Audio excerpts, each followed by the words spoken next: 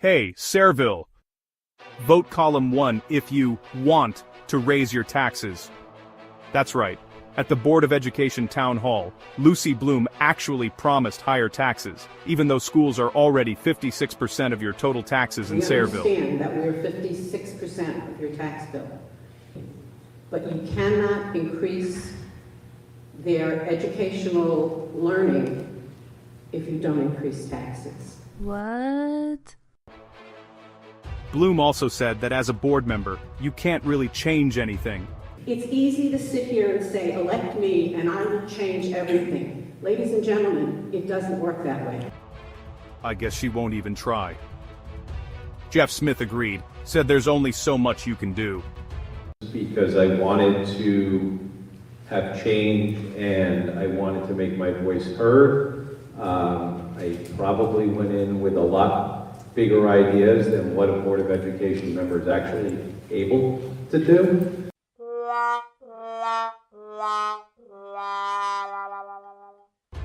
What does Chris Callahan think? We assume he agrees, because he didn't bother to show up. Column 1, raise taxes, change nothing. Years on the board, spending our tax money like drunken sailors, while allowing a large majority of students to rank as not having met academic standards. By the way, did you realize Lucy Bloom was a former teachers' union president? No conflict of interest there, huh? What results do they have to show for their time on the board?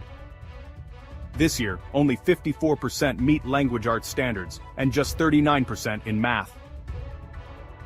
Years on the board, no results. Tell me, what job can you get and perform at 39% and still keep your job? But hey, they are laser focused on allowing boys into girls' locker rooms. Would you advocate for a policy that would forbid boys from going into girls' locker rooms and forbid boys to be in girls' sports?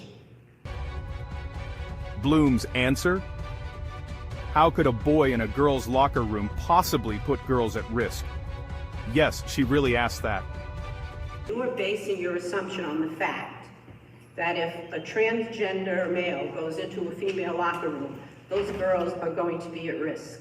How can you possibly say that? Well, for starters, how about the multiple times it has unfortunately come true and girls were assaulted by boys claiming to be trans girls, like in Loudoun County, Virginia, in Oklahoma, in Wyoming, and in Wisconsin, to name a few. And then, they blame it on the state. Beyond the Board of Education, that's really a question you need to ask your state assembly and state senators as to why they don't change it. Because until they change it, we can't do anything about it. Thank God our column 2 candidate, Jessica Vant, set them straight. There is something that we can do about it. It directly conflicts with Title IX of the federal law. To say that there's nothing we can do is not true because Colts Neck just did it.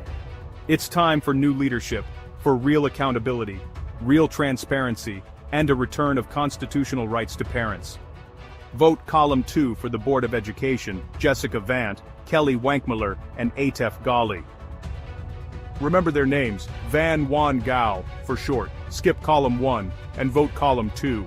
Restore parental constitutional rights. Remember, column 1 is for higher taxes. Column 2 is for constitutional rights. Van Wan Gao. This video, nor the SayrevilleSecret.info website, nor the campaign music video, are associated with the Sayreville Values Protected campaign. We are concerned citizens in a grassroots movement to restore our constitutional rights from the tyrannical Board of Education in Sayreville.